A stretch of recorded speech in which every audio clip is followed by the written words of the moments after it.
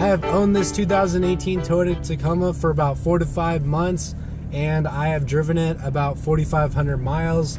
There are a couple things that do really bother me, so I'm going to show you the 5 things that just absolutely frustrate me. So let's go ahead and start. If the temperature is pretty warm outside, and I just want the window down a little bit, and I'm cruising, 30, 60 miles an hour or whatever, I would say over 20 miles an hour, the window, it actually shakes. I'll give you a little close-up here, and it's the wind's pushing it back and forth, and you can hear the window rattling. That's like right next to my ear, so that usually, like, I'll have it basically all the way down or all the way up, but not halfway, because it's not even worth it to have that like rattling noise going on. The second one is if I have the air off and it is set onto blowing on your face, there still is air coming out of the vent, and it's really annoying because you feel this draft just blowing in your face. And that's why I just have the vents closed when I'm not using them, because it's so annoying that I can't even deal with this like slight breeze that's like constantly going into the cabin. When I want the air to be off, I want it to actually be off. I don't want a little bit of air just blowing into the cabin. So I constantly have to adjust the temperature to have it so it's not too cold or too hot, even though it's off. So it's kind of weird. It's not the best system. Obviously that door isn't completely airtight when it closes shut. That is something that actually really bothers me. The transmission, it's just really, really bothersome. Like, I'll have it cruising down this hill, and all of a sudden it just downshifts at 15 miles an hour kind of aggressively, and it's just not very comfortable. I don't know why it does that or anything. It's not very fun at all. When you want to hit the gas, it is a little bit slow to actually like downshift and everything. Even when you start it up and then put it in gear, like, it just launches you pretty quickly. At the end of the day, it's just a really slow transmission. I think Toyota was just focusing more on the reliability standpoint.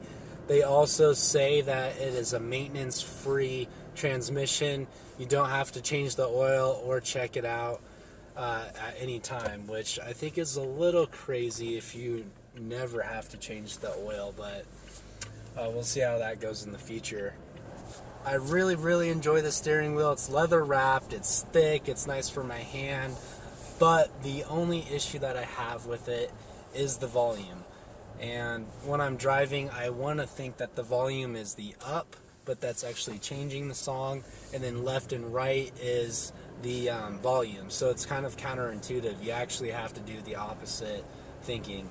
It's not a big deal, but it is a little annoying. I don't know why they would want to do that, but they did. So it's a little weird design, having it the opposite direction, but they ended up doing it. Now, Toyota worked really, really hard on getting this Toyota safety sense, especially in the Toyota Tacomas.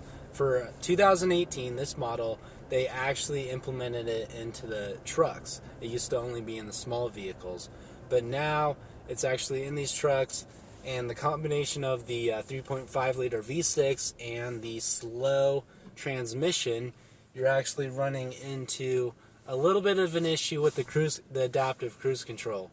And what do I mean by that? It's always downshifting and revving up really high, and it just ruins your fuel economy.